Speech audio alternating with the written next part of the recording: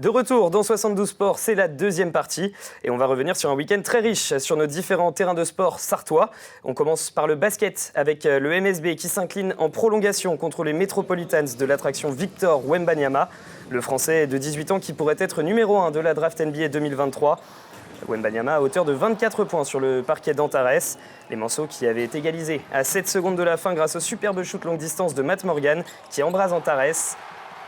84 partout. Mais ce sont bien les Metropolitans qui s'imposent aux prolongations 94-89. Première défaite pour le MSB à hauteur d'un très bon début de saison. On en reparlera dans la troisième partie de l'émission avec le directeur sportif Vincent Loriot. Week-end de défaite pour les clubs sartois à l'échelle nationale. En National 2, la Jalte s'incline 83-74 à Tourcoing. La quatrième défaite en 6 matchs pour les Jaltais. Et en National 3, Saint-Pavin s'incline 100-63 sur le parquet de Chartres. Saint-Pavin, dernier de sa poule avec 6 défaites en 6 matchs. En handball maintenant. En National 2, belle victoire de Mamers contre Châteauneuf, 41-28. Les Mamertines qui ont eu du mal à rentrer dans le match. Grâce à une défense solide et des montées de balles rapides, les joueuses de Karim Sefsaf l'emportent avec une marge de 13 buts. Une victoire qui leur permet de retrouver le podium. En National 3, victoire aussi pour l'Entente Sarthe Handball, 38-19 contre la Lanterne Rouge Les Herbiers. Deuxième victoire en 5 matchs pour les Sartoises. Et week-end réussi pour les handballeuses, un petit peu moins pour les rugbymen. Vous allez le voir, le Rugby Club du Mans dépité, comme vous pouvez l'apercevoir là sur ces images. Les Manceaux qui ont cédé 28-23 contre les premiers de la poule, La Roche-sur-Yon. Le Stade de l'Aune, qui a bien cru s'est protégé, capable de l'exploit. Le buteur maison Dylan Hurtaud répond à Cosno. Mais juste avant la pause, le Mans concède 2 essais. D'abord sur une faute de main juste devant la ligne d'en but, puis sur cette action en première main conclue en coin par Mocom. 21-6 à la pause. Les Manceaux réagissent et jouent après contact. Etchemendi passe les bras. Hurtaud transmet à Arthur Meunier qui aplatit et permet aux locaux de recoller. Mais pénalisés par leur indiscipline, les RCMistes concèdent l'essai de Riesbeck. Score final 23-28, bonus défensif, mais défaite frustrante. On écoute le demi-de-mêlée du RCM, Dylan Hurtaud. On fait une très bonne entame les 20 premières minutes, sauf que derrière on fait beaucoup trop de fautes et on perd la mainmise. Et c'est vrai qu'on est encore sur une défaite encourageante parce qu'on perd encore à 5 points contre, ça n'empêche, c'était la première équipe de la poule. Donc c'est rageant, franchement c'est rageant parce que c'est la 3e défaite mais où on n'est vraiment pas loin. On est à 5 points du leader et ouais, il faut vraiment une victoire pour lancer notre saison parce que là ça commence à devenir compliqué. Début de saison avec un constat vraiment donc très compliqué. On écoute le président du RC Le Mans, Rémi Parisot. 4 matchs, 4 défaites, 2 points de bonus. On a tapé les premiers de la poule, on a tapé les deuxièmes de la poule, on a tapé Chinon à l'extérieur, qui est une équipe qui lâche jamais rien à l'extérieur, pas beaucoup, ils ont gagné là-bas. Et on a fait un faux pas pour moi ici. On est en ordre de marche. Pour moi aujourd'hui, c'est ce qu'on a dit depuis le début, c'est gagner un match. Une fois qu'on aura gagné un match, nous on va mettre en route la machine. Le RCM qui occupe les dernières places de la Fédérale 3, tout comme le COP en honneur. Les copistes surpris au stade Pierre-Pifot par Clisson.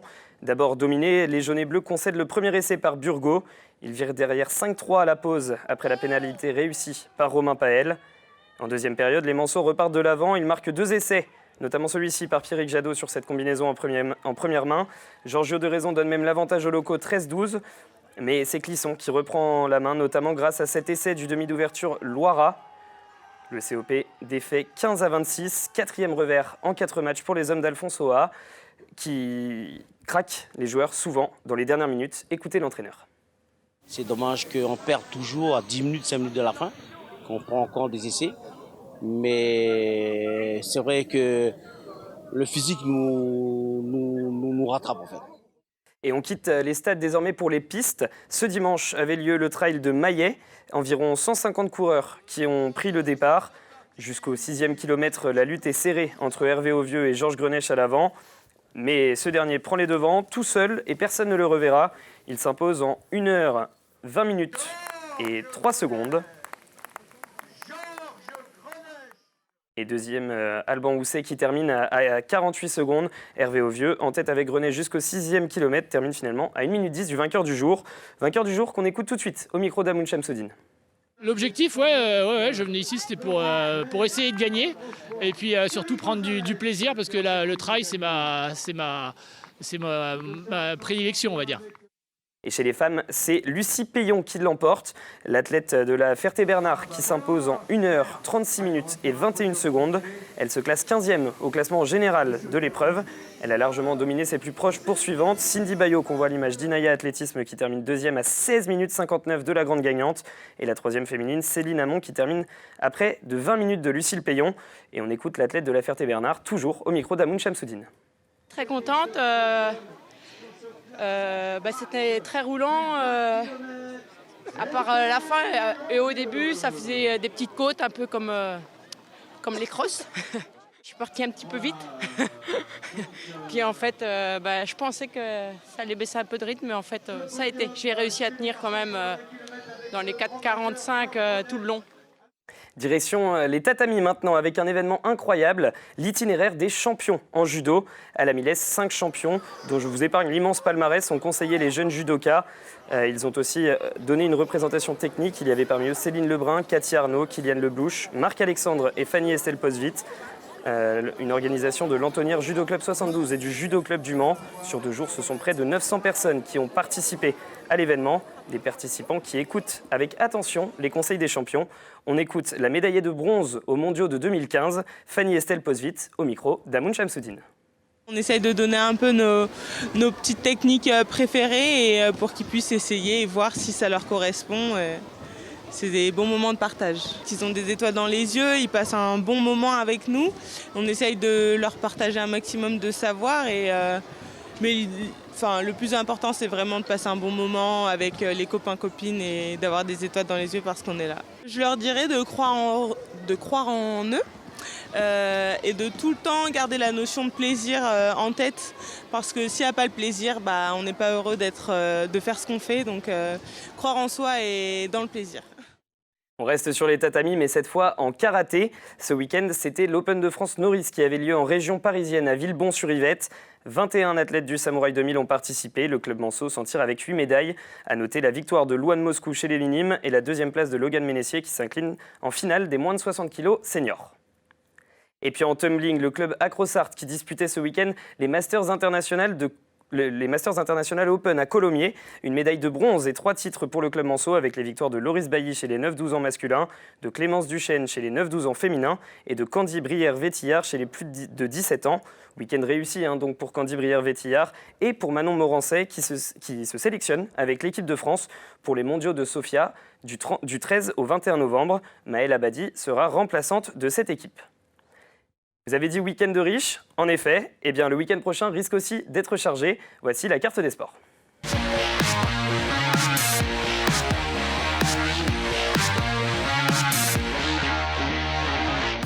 On commence tout de suite avec le football, Le Mans FC, qui reçoit Martigues vendredi 21 à 19h30. C'est la 10e journée de national. On est également vendredi soir le Chouette Trail à Coulennes avec différents parcours dont une nouveauté, le 3 km sport adapté. Le 8 km commence à 20h et le 16 km lancé à 20h15. Un tournoi de badminton à Parigny-l'Évêque les 22 et 23 octobre. Une compétition de simple homme et simple femme, de double homme, double dame et double mixte. Tournoi ouvert des classements R4 à P12 et c'est un tournoi qui est ouvert à toutes les catégories. Dimanche 23 octobre, les foulées ludoises retrouvent le parc du Château. 4 courses de 5,8 à 17,4 km sont organisées. À noter qu'une course-marche non chronométrée de 5,8 km s'élancera à 11h30 dans le cadre d'Octobre Rose. Une partie des inscriptions, voire la totalité, sera reversée pour favoriser la recherche contre le cancer du sein. Et puis, vous pourrez aussi observer du roller derby, un sport d'équipe, de stratégie et de contact qui se pratique en patin à roulettes. Ce week-end, l'association Roller Derby 72 organise son 4e tournoi Manceau, le Never Track Down. 3 matchs dans la journée, à 11h, 13h45 et 16h au nouveau gymnase, boulevard Charles-Nicolle au Mans. Entrée 4 € pour la journée. Et un événement qui ne figurera pas dans l'agenda, c'est malheureusement le marathon de Guesselard. Le couperet est tombé la semaine dernière à cause d'un manque de participants. Festicap est annulé et nous recevons ce soir l'organisateur Yannick Quelin. Bonsoir Yannick. Bonsoir. Alors, pourquoi avez-vous pris cette décision ?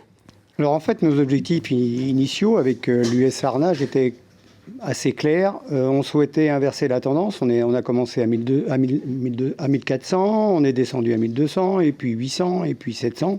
Donc clairement, on souhaitait repasser la barre des 1000. Donc on a essayé de lancer une campagne de communication assez violente quand même il y a maintenant 3 semaines, et il s'avère qu'il n'y a rien qui décolle. Hein. Donc vous étiez à combien de Alors nous étions à 229 inscriptions, mais avec l'Equiden, il y avait une vingtaine d'inscriptions, donc ça fait 329 inscrits, donc c'est pas négligeable.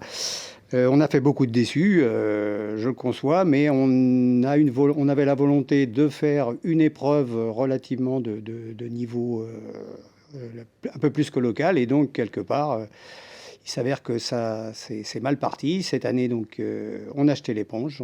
Et justement, vous nous parliez des déçus. On imagine la déception de ces athlètes. Et nous avons rencontré un Sartois, Guillaume Chevreau, qui a remporté les 2 premières éditions de ce marathon de Guesselard. Il est forcément déçu donc, que Festicap n'ait pas lieu cette année. Et il est au micro d'Amoun Chamsoudine. Je souhaitais participer à ce seul marathon en Sarthe. Bon, alors forcément déçu. Je sais qu'avec les années qui passent, ça devient de plus en plus difficile d'être compétiteur. Les performances baissent, mais bon, j'avais dans l'idée quand même de finir sur la boîte. Le marathon, ça reste la distance emblématique de l'athlétisme. Et beaucoup de départements ont leur marathon, mais en Sarthe, c'est vrai que pendant beaucoup d'années, il n'y a pas eu de marathon. Il faut vraiment encourager les organisateurs, parce que c'est vrai que depuis le Covid, là, les 2 ans où il n'y a pas eu grand-chose, reprendre, c'est compliqué pour eux. Reprendre, c'est compliqué. Alors, comment faire pour qu'on puisse réorganiser des marathons en Sarthe ? Moi, ça me semble très compliqué. On n'a pas dit notre dernier mot, peut-être. Aujourd'hui, on a toutes les structures pour éventuellement recommencer. Il y a les parcours sont labellisés, enfin tout est en place.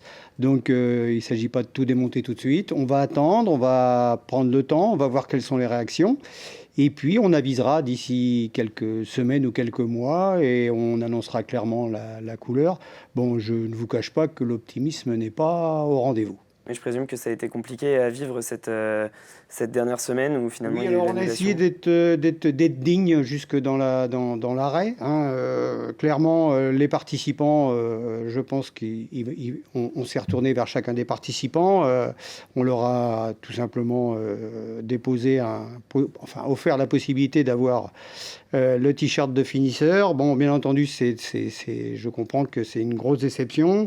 Il faut le savoir, nous avons 300 bénévoles, enfin entre 200 et 300 bénévoles à mettre à disposition ce jour-là. Cette année, on était reparti avec des kinés et tout un système relativement lourd, puisqu'on a le label FFA. On peut pas s'engager avec des organisations aussi lourdes pour quelques dizaines, voire quelques petites centaines de concurrents. Et la plus grosse déception, on avait essayé d'innover avec un Equiden et 20 inscriptions une dizaine de jours avant l'édition, c'est pas sérieux. Et est-ce que vous pensez que l'an prochain, ce serait possible de nouveau de réorganiser cette compétition ?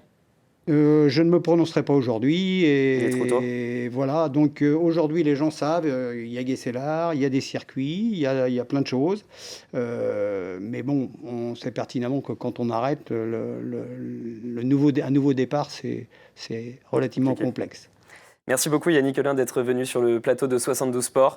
Quant à vous, ne bougez pas. On se retrouve dans un instant pour la 3e partie de l'émission avec le directeur sportif du MSB, Vincent Loriot. A tout de suite sur LMTV.